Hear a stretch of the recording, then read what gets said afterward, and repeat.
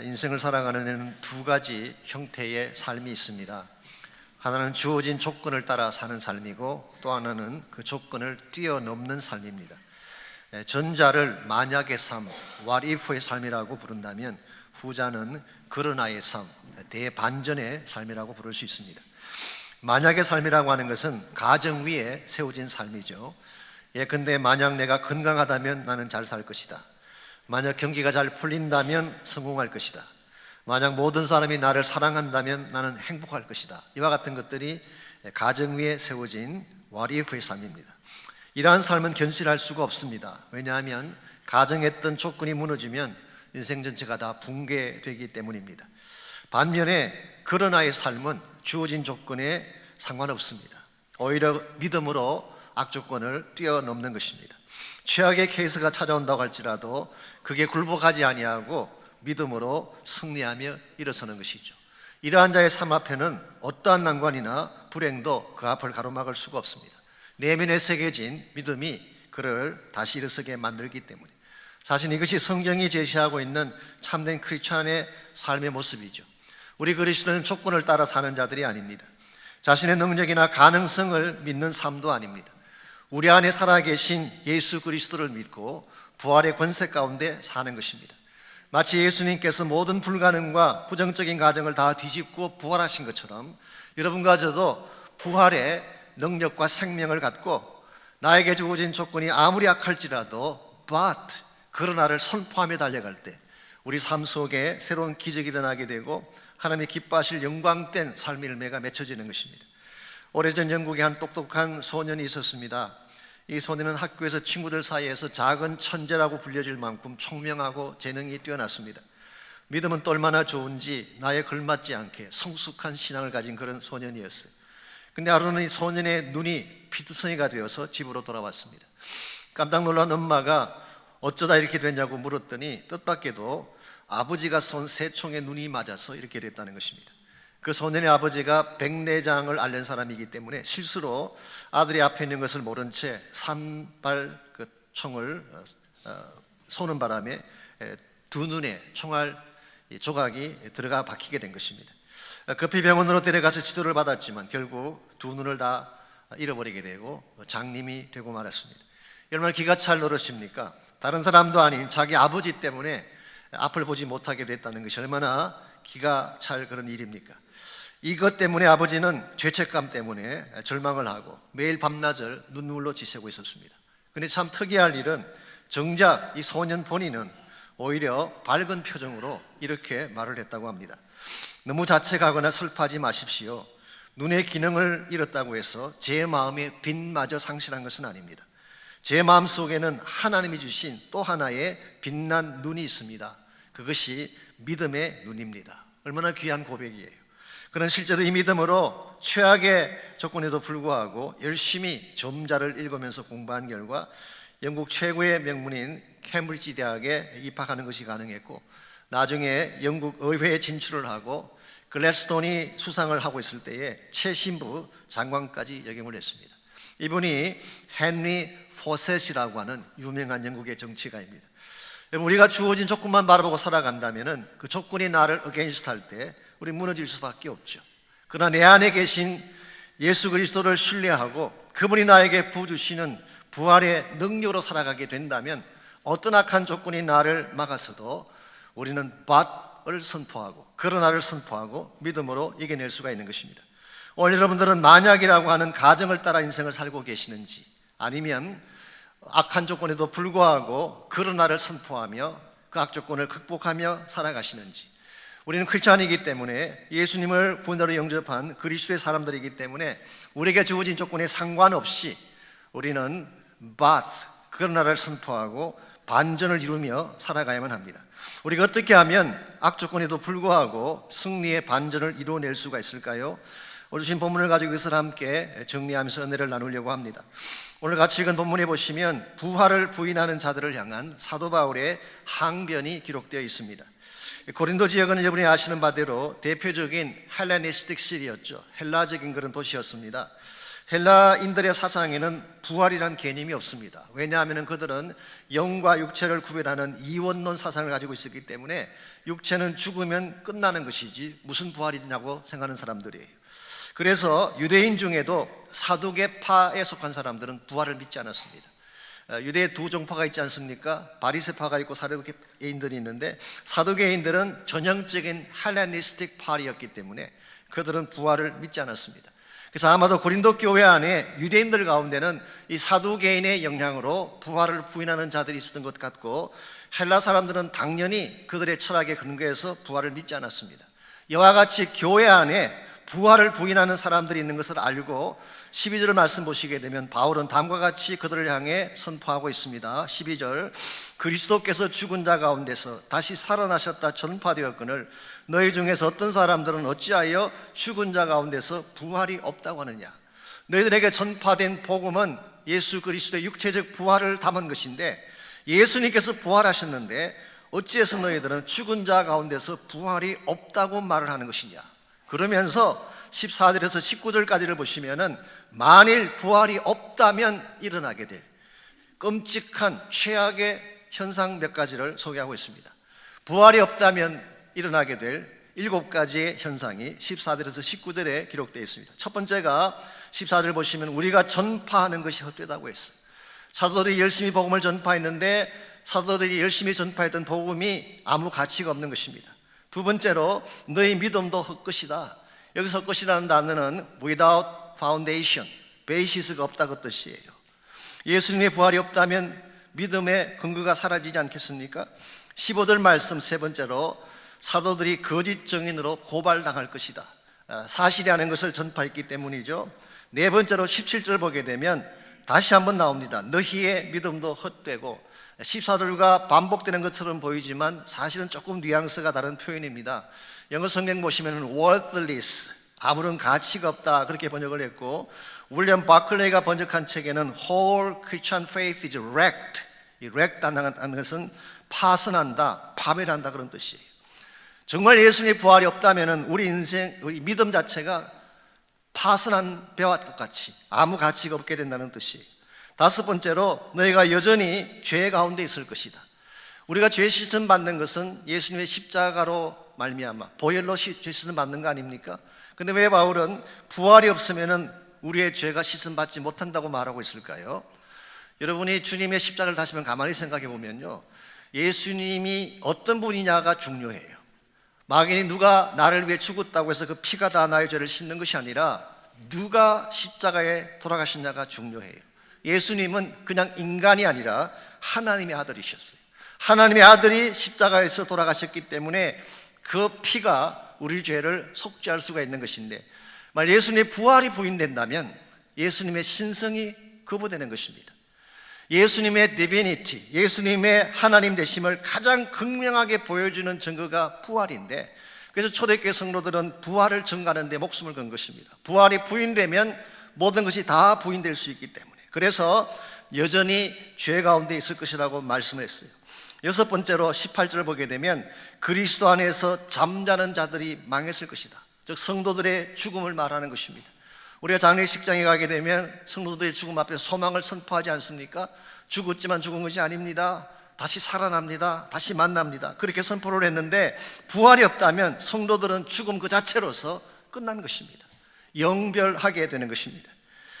마지막 7번째로 19절에 보게 되면 우리의 바라는 것이 이 세상의 삶뿐이라면, 즉 현세적 삶이 전부라고 한다면 우리가 모든 사람들 가운데 가장 불쌍한 자가 되리라. 그렇지 않겠습니까? 우리가 예수님 믿고 열심으로 봉사하고 희생하고 선교하고 나의 모든 것을 바칠 이유가 뭐가 있겠어요? 차라리 세상 사람처럼 마음대로 먹고 마시고 살다가 죽는 게 더 편하지, 예수님 때문에 나가는 고난과 고생이 무슨 의미가 있겠어요? 한마디로 요약하면 이런 뜻입니다. 예수 믿는 것 미친 짓이다, 그런 말이에요.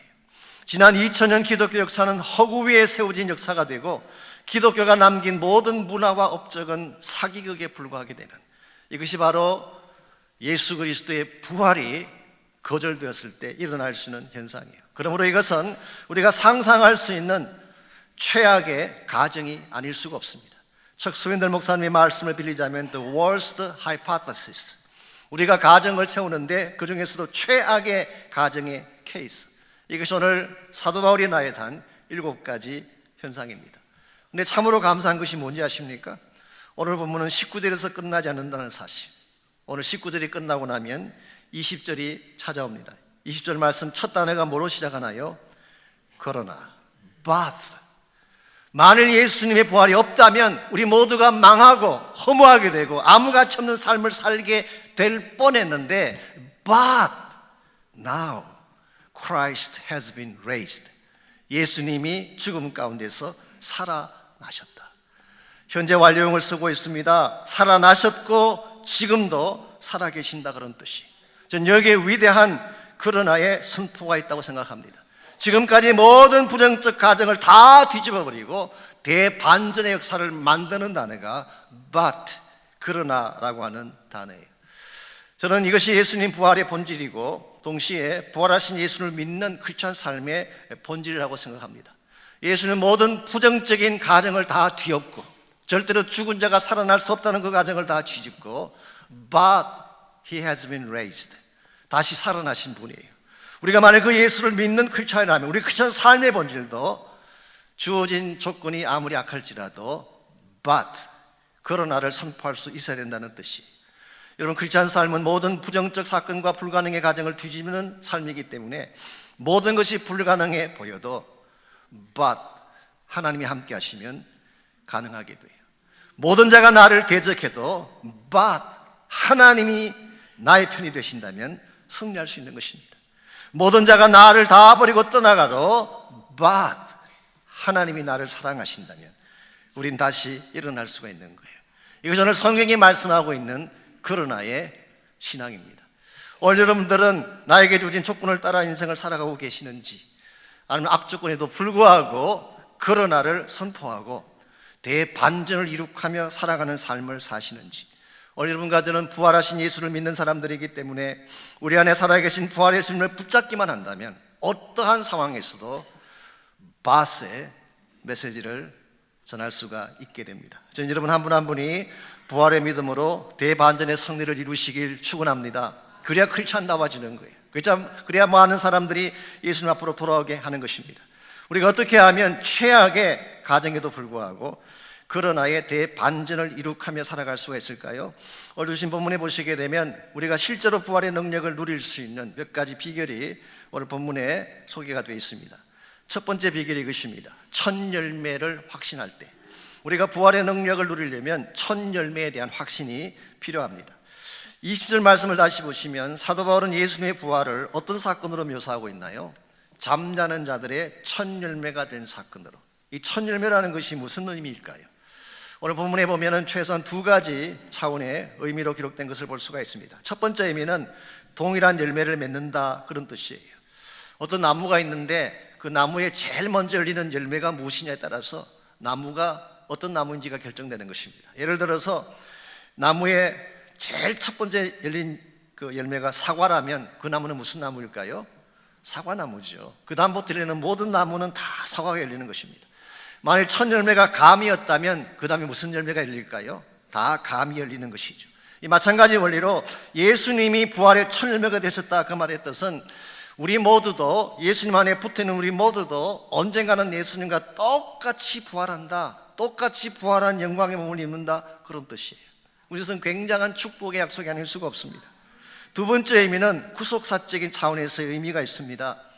여러분이 구약 성경을 보게 되면 초실절이라고 하는 절기가 나옵니다. Feast of First Fruit, 이 초실절, 제일 첫 번째 곡식을 하나님께 드리는 절기가 있어요. 레위기 23장 10절과 11절에 보시게 되면 곡물의 첫 이삭 한 단을 제사장에게 가져가라 그랬어요. 그러면 제사장은 이것을 여호와 앞에 흔들어 드립니다. 흔들어서 드리는 제물이기 때문에 waving offering, 그래서 요제라고 이렇게 부르는데 이것이 초실절이에요. 근데 초실절을 드리는 날짜가 언제인가요? 레위기 23장 10절은 안식일 이튿날이라고 했어요. 즉 안식일이 있고 난 그 다음 날, 안식 후 첫날을 말하는 것입니다.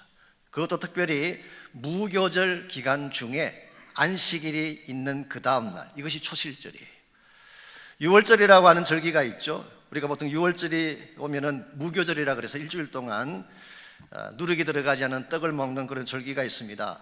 니산월 14일부터 21일까지 한 주간 동안 누룩을 넣지 않은 떡을 먹는 기간이기 때문에 unleavened bread, 이 무교병을 먹기 때문에 무교절이라고 부르기도 하죠. 이 무교절 기간 동안이 일주일인데요, 그 기간 동안에는 반드시 유월절이 있고, 그리고 반드시 그 기간 동안에는 안식일이 한번 들어있게 되어 있어요. 근데 안식 후 첫날, 그 첫날을 구약 사람들은 초실절로 지켰습니다. 자, 여러분이 이 사실을 염두에 두고 복음서를 다시 한번 보시기 바랍니다. 예수님께서 언제 십자가 달리셨나요? 예수님이 십자가 달려 돌아가신 날이 언제였나요?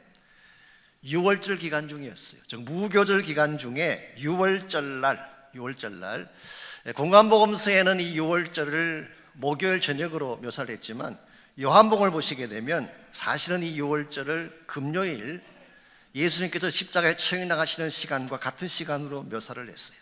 그래서 이 무교절 기간 동안에 유월절날 예수님께서 십자가 달려 돌아가셨는데 언제 부활하셨나요? 안식 후 첫날 부활하셨어요. 그러므로 예수님이 부활하신 그날이 exactly 초실절이에요. 바울은 이 사실을 너무나 잘 알기 때문에 예수님을 첫 열매라고 표현한 것입니다. 미시나라고 하는 유대인들의 구전을 기록해 놓은 책이 있습니다. 그 책에 보게 되면 이 초실절의 곡식은 갈릴리 북쪽에 있는 게네사렛 평야에서 가져온 것이라고 합니다. 이 곡식은 보리단인데요, 팔레스타인 전체에서 보리 수확을 제일 먼저 하는 지역이 게네사렛 평야라고 합니다. 그래서 거기에서 가져온 것을 가지고 첫 곡식 하나님께 드리는 것이 초실절인데요, 남쪽에는 유대 지역에는 한 달 내지 한 두 달 정도가 지나야지 보리를 추수하게 됩니다. 그래서 유대인들은 초실절을 지킨 후에 7주 후인 즉 50일째 되는 날 맥주 감사절기를 지키게 됩니다. 맥주 감사절기. 그래서 맥주 감사절은 초실절부터 카운트해서 50일째 되는 날 지키는 절기. 그래서 이것을 뭐라고 부르나요? 오순절이라고 부르는 것입니다. 이 펜티코스트가 바로 맥주 감사절이고 초실절부터 카운트해서 50일째 되는 날. 그래서 오순절은 반드시 선데이가 됩니다. 초실절도 선데이지만 오순절도 반드시 주일이 되는 것입니다. 자, 이날이 오순절날 무슨 일이 벌어졌나요? 사도행전 2장에 보시게 되면 성령께서 오셨어요. 자, 이 모든 걸 한번 정리해 보면 예수님이 우리에게 보여주신 첫 열매는 쉽게 표현하면 우리 구원에 필요한 첫 단추를 주님이 여셨다, 그런 뜻이에요. 예수님께서 유월절 어린 양으로 오셔서 구원의 첫 단추를 열어주셨고, 예수님께서 성천하신 이후에 오순절 성령께서 오심으로 성령이 임하는 첫 단추를 예수님께서 열어주신 거예요. 오늘 우리 삶 속에 주어지는 모든 축복의 첫 단추는 주님입니다. 예수님으로 말미암아 우리에게 복이 주어지는 것입니다. 생명의 축복, 예수님을 통해서 주어진 거예요. 죄사함의 기쁨과 평안도 예수님을 통해서 시작된 것입니다. 말씀드린 것처럼 성령의 권세와 능력을 받게 된 것도 예수님을 통해서예요. 심지어 여러분이 하나님 향해 기도할 때에 기도의 창을 여시는 것도 예수님을 통해서 가능한 것입니다. 그러므로 여러분과 제가 예수님이 내 인생의 첫 단추임을 확신하고 그분에게 내 삶의 우선순위를 올려드릴 때 여러분의 인생은 극대화되어질 수 있고 바른 궤도 가운데서 살아가게 되는 것입니다. 흔히 내 힘과 내 능력으로 인생의 문을 열려고 하는 분들이 많이 계세요. 사업을 하든 공부를 하든 나의 노력으로 닫힌 문을 열려고 하는 분이 많이 계시는데, 우리가 노력을 하면 모든 문이 열리던가요? 열리지 않습니다. 우리가 열지 못할 불가능한 문들이 많이 존재합니다. 그래서 정말 지혜로운 자는 열면 닫을 자가 없고 닫으면 열 자가 없는 다윗의 열쇠를 가지신 예수님이 우리 인생의 첫 단추를 열게 할 때, 그때 인생의 모든 앞길이 열려지게 되는 것입니다. 여러분 가정의 축복도, 여러분 자녀의 앞길도 예수님이 첫 단추가 될 때에 가정의 자녀들 위해 복이 임하는 것입니다. 우리의 사업도 마찬가지, 교회 사역도 마찬가지. 우리의 노력으로 교회가 부흥할 수 있을까요? 아닙니다. 주님이 첫 단추가 될 때, 예수님에게 우리의 모든 것을 다 맡겨서 그분이 이니시티브를 띄고 첫 일을 시작하게 하실 때, 그때 부흥의 문도 열리게 되고 사역의 문도 열리는 것입니다. 그래서 어떤 목사님은 그런 말씀하는 걸 들었어요. 우리 그리스도인들은 행동주의자가 아니다. 행동하기 전에 먼저 기도해야 된다. 우리는 행동부터 먼저 하려고 하죠. 근데 그건 무모한 것입니다. 기도를 먼저 하면 하나님이 길을 열어주세요. 오늘 여러분의 삶 가운데 혹시라도 막힌 것이 있다든가 여러분의 능력으로 안 되는 것이 있다면 먼저 예수님의 우선순위를 인정하고 그분 앞에 엎드리시기를 바랍니다. 그분이 열어주시고 그분이 복을 안겨주시는 것입니다. 이와 같이 우리가 이 부활의 권세와 능력을 갖고 모든 악조건을 극복해내려면 1차적으로 예수님이 우리 인생의 첫 열매가 되게 하는 것 필요합니다. 두 번째로 필요한 것이 바른 소속감입니다. 우리가 바른 소속을 가져야지 하나님의 권세와 능력이 우리에게 임하는 것입니다. 21절과 22절을 보시게 되면 우리 모든 인간이 소속되어야 될 두 가지 라인이 21절과 22절에 소개가 되어 있습니다. 먼저 21절 보겠습니다. 사망이 한 사람으로 말미암았으니 죽은 자의 부활도 한 사람으로 말미암는도다. 앞에 나오는 한 사람이 누구를 지칭할까요? 아담을 말하는 것입니다. 창세기 3장에 보게 되면 아담이 범죄함으로 죄가 들어오고 죄가 들어와서 사망이 들어오게 됐죠. 그래서 아담 한 사람 때문에 우리 모두에게 죽음이 찾아온 것입니다. 그 반면에 또 다른 한 사람이 있어요. 두 번째 나오는 한 사람은 누구일까요? 예수 그리스도를 말하는 것입니다. 그분의 부활로 말미암아 모든 사람이 생명을 얻게 되었다. 여기 우리 모든 인류가 소속되어야 될 두 가지 차원의 라인이 있습니다. 하나는 아담의 라인이고 또 하나는 그리스도의 라인이에요. 우리는 태어나는 순간 어느 라인에서 태어날까요? 우리 모두는 아담의 라인에서 태어나는 것입니다. 그러므로 아담의 라인에서 태어난 우리 인간은 필연적으로 죽음과 멸망을 향해 갈 수밖에 없어요. 여러분, 지옥 가는 데는 노력할 필요가 없어요. 가만히 계시면 가요. 가만히 있으면 그냥 자동적으로 가는 것입니다. 우리 모두는 처음 태어나는 순간부터 아담의 라인에 서 있었기 때문에, 그래서 우리가 아담의 라인에 서 있는 한은 아무리 노력하고 애써도 회복이 일어날 수가 없어요. 아담의 라인에 서 있기 때문에. 마치 부산행 열차를 탄 사람이 그 열차 안에서 뛰고 앞뒤를 왔다 갔다 하더라도 기차는 부산에 도착합니다. 마찬가지예요. 아담의 라인에 선 사람은 뭘 해도 결국 아담이 가야 될 멸망으로 가는 것입니다. 이와 같이 사망의 라인, 아담의 라인에 서 있는 우리를 건져내기 위해서 있다는 것인 분이 예수 그리스도이고, 그분을 통해 주어진 새로운 라인이 그리스도의 라인이에요. 여러분이 아담의 라인에 서 있던 인생이 그리스도의 라인으로 옮겨와야지 여러분 삶에 생명이 임하고 참된 차원의 복이 임하는데, 아담의 라인에서 그리스도의 라인으로 옮겨오는데 필요한 것이 뭘까요? 그게 바로 믿음입니다.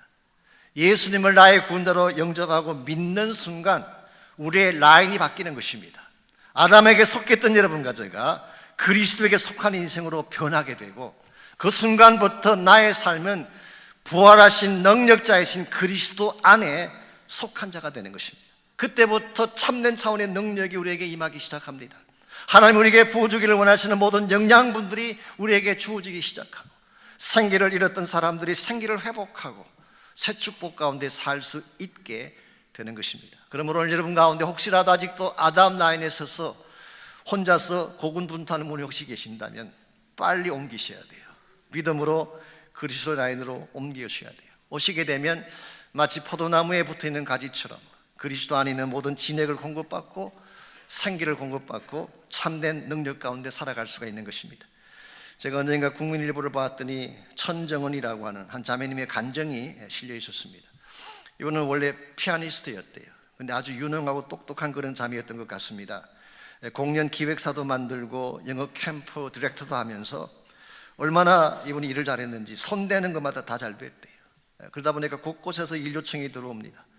그래서 이분은 정말 쉴 새 없이, 너무나 일들이 많이 들어오니까 쉴 새 없이 일하고 또 일했어요. 너무 잘 되는 것도 위험해요. 쉴 틈도 없을 만큼 계속 일을 하다 보니까 몸이 상하는 것도 몰랐습니다. 그러나 몸이 좋지 않아서 병원에 갔는데요, 진단을 받아봤더니 이미 온몸에 암이 다 퍼져 있었어요. 뼈에도 암이 들어가 있고 폐, 기도, 경추, 골반 전반에 암이 다 퍼져 있어요. Too late. 의사는 더 이상 가능성이 없다고 이렇게 선포를 합니다. 그때 이 자매님이 누구한테도 이 사실을 말할 수가 없었대요.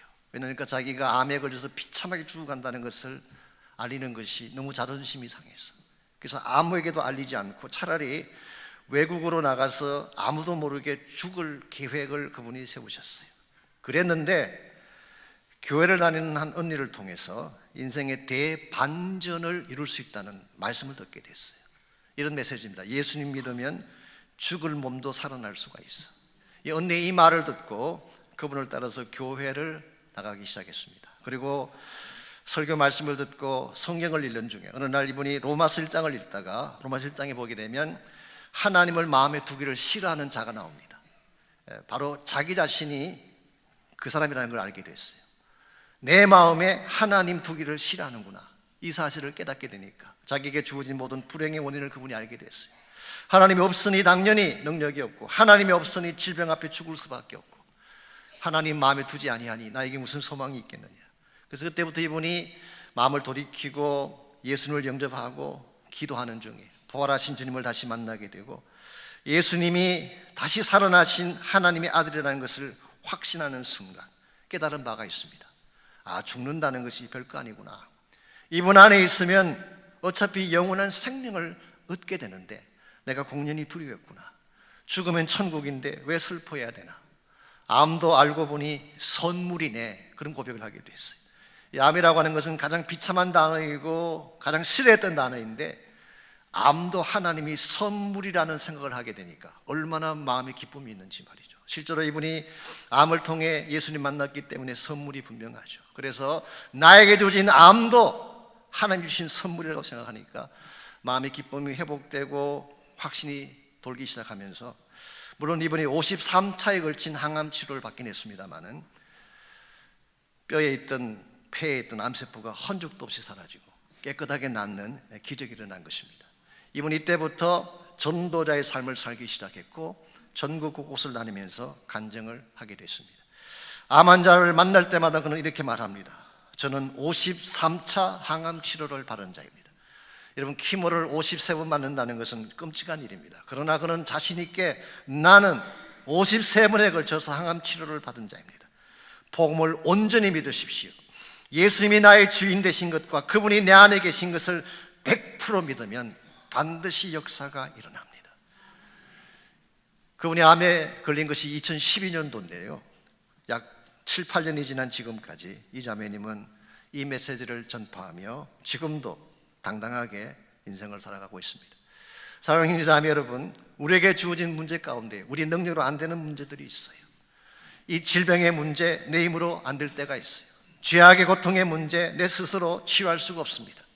나의 능력을 넘어선 가장 중요한 문제가 찾아왔을 때에 여러분에게 진짜 필요한 것은 그 모든 것들을 정복하고도 남음이 있는 부활하신 예수님이 필요합니다. 그분을 만나시고 그분에게 소속되실 때 여러분이 가졌던 모든 문제는 새로운 차원으로 처리가 되고 회복이 일어나는 것입니다. 혹시 여러분 가운데 홀로 힘겨운 투쟁을 하고 계시는 분이 있다면, 나에게 주어진 불행과 나에게 주어진 질병을 해결해 보기 위해서 혼자서 고군분투하는 분이 혹시 계신다면 이제는 그렇게 하지 마시고 그리스도 안으로 꼭 들어오시기를 바랍니다. 주님 만나시기를 바랍니다. 그러면은 부활의 능력 가지신 그분이 여러분의 인생을 새로운 차원으로 인도해 주시는 것입니다. 이와 같이 우리가 최악의 조건에도 불구하고 그러나의 반전을 이루며 살아가기를 원한다면 1차적으로는 예수님이 여러분 인생의 첫 단추가 되게 하세요. 무엇을 하든지 주님을 통해 하시길 바랍니다. 두 번째는 부활의 능력을 실제로 소유하고 예수 그리스도 안에 소속되어 살아가시기를 바랍니다. 마지막 세 번째로 필요한 것이 완성의 날에 대한 전망을 갖는 것입니다. 우리가 사는 인생은 아직 완전한 것이 아닙니다. 우리 인생의 터전도 아직은 완성되지 않았어요. 그래서 아직도 아픔이 있고 문제가 있는 것입니다. 그러나 예수님이 다시 오시는 날이 오게 되면 우리가 경험했던 모든 아픔과 질병과 죽음의 고통이 끝나고 진정한 차원의 완성이 주어지는 것입니다. 그 완성이 어떤 차원에서 주어질까요? 오늘 23절에 16절까지를 보면 사도 바울은 그 날을 이렇게 설명하고 있습니다. 23절, 그러나 각각 자기 차례대로 되리니 먼저는 첫 열매인 그리스도요, 다음에는 그가 강림하실 때에 그리스도에게 속한 자요. 이것은 부활의 순서를 말하는 것입니다. 1차적으로는 예수님이 제일 먼저 부활하시고 그 다음에는 주님 강림하실 때, 예수님 재림하실 때 예수님께 속한 자들, 즉 크리스찬들을 말하는 것입니다. 요한계시록 20장에 보게 되면 주님 다시 오실 때에 첫 번째 부활에 참여하는 자가 복이 있다고 했어요. 이 첫 번째 부활이 오늘 본문이 말하는 이 부활을 말하는 것입니다. 주님이 재림하실 때에 죽었던 모든 성도가 다시 부활해서 일어나는, 이게 바로 첫 번째 부활이고 오늘 본문이 말하고 있는 그리스도에게 속한 자예요. 그리고 나서 24절, 그 후에는 마지막이니, 여기서 마지막은 부활의 순서의 마지막을 말하는 것이 아니라 우리 인류의 종말을 말합니다. 텔로스란 단어, the end, 끝이란 말이에요. 그 후에 마지막 종말이 찾아오는데, 종말이 찾아오게 되면 예수님께서 하실 세 가지 일이 거기 나와 있어요. 첫 번째 일이 모든 통치와 모든 권세와 모든 능력을 멸하시는 것, dominion, authority and power. 이건 바로 악한 세력을 말하는 것입니다. 마귀의 세력을 말하는 것입니다. 주님이 다시 오시게 되면 우리를 공격하고 힘들게 만들었던 모든 악한 세력을 진멸시킬 것이다. 두 번째로 하실 일이 나라를 아버지 하나님께 바친다고 했어요. He hands over the kingdom to God Almighty. 우리의 전능하신 하나님 아버지께 그 나라를 올려드리는 것, 이걸 우리는 하나님 나라의 완성이라고 부릅니다. 예수님께서 오신 목적이 하나님 나라를 완성하기 위한 것 아닙니까? 주님께서 다시 오실 때에 그 나라가 완성되어지고 완성된 그 나라를 하나님께 올려드리는 것입니다. 세 번째로 그 모든 원수를 그 발 아래에 둘 때까지 반드시 왕노로 다시리니 맨 나중에 멸망받을 원수는 사망이니라. 주님이 왕노로 다신다. He is reigning. 주님이 왕노로 다시고 맨 마지막에 멸망받을 원수는 사망이에요. 요한계시록 말씀에 하면 사망 자체를 유황불모 속에 던져버리므로 더 이상 죽음이 없는 생명만 존재하는 영원한 천국이 우리의 소유가 되는 것입니다. 저는 여기에 소망이 있다고 생각합니다. 우리가 발을 붙이고 사는 이 땅에는 소망이 없어요. 내 현실적 삶의 현주소에는 소망이 없습니다. 그러나 주님이 다시 오셔서 주님께서 이루실 그 나라에, 그리고 그때 회복되어질 우리의 영광, 이것이 진정한 차원의 우리의 소망인 것입니다.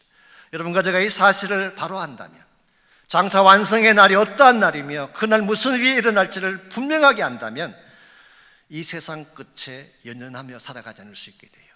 이 세상에서 내가 얼마나 많은 돈을 벌고 얼마나 잘 살 것인가, 이것은 중요한 가치가 아니에요. 그날 주님 다시 오실 때 어떠한 모습으로 설 것인가, 영원한 상급과 영원한 영광을 바라보며 진짜 해야 될 바른 일을 위해 달려갈 수가 있게 되는 것입니다. 요즘 인터넷에 들어가 보시게 되면 중국 의사 한 분에 대한 스토리가 계속 나오고 있죠. 리원양이라고 하는, 리웬리양, 우리 한국말은 리원양이라고 이렇게 번역을 했더라고요. 이분이 우한에 있는 병원의 의사였습니다. 그리고 제일 먼저 이 코로나 바이러스가 시작했을 때 제일 먼저 이 사실을 발견하고 사스처럼 아주 심각한 전염병이라고 이 워닝을 했는데 중국 당국이 이 사람을 처벌을 했어요. 악한 루머를 유포한다고 해서 처벌을 하고 하지 못하게 했습니다. 결국 이 사실을 알리지 못한 가운데서 리원양이 본인이 교병에 걸리게 되죠. 그리고 치료를 받게 됩니다. 그러다가 지난 2월 7일 결국 그 병 때문에 34살의 젊은 나이로 세상을 떠나고 말았습니다. 제가 뉴욕타임즈에서 그분과 인터뷰한 내용을 읽어보았는데요, 그분이 그 병 가운데 고통을 당하면서도 이런 고백한 게 나와 있었어요. 만일 내가 회복되기만 한다면 다시 이 폐렴에 걸리는 환자들을 위해 내 삶을 드리겠다는 고백을 그분이 하셨어요. 자신의 죽음이나 자신의 고통에는 연연하지 아니하고 어떻게 하면 생명을 살릴 것인가에 모든 것을 쏟아부었던 참 아름다운 분이시죠.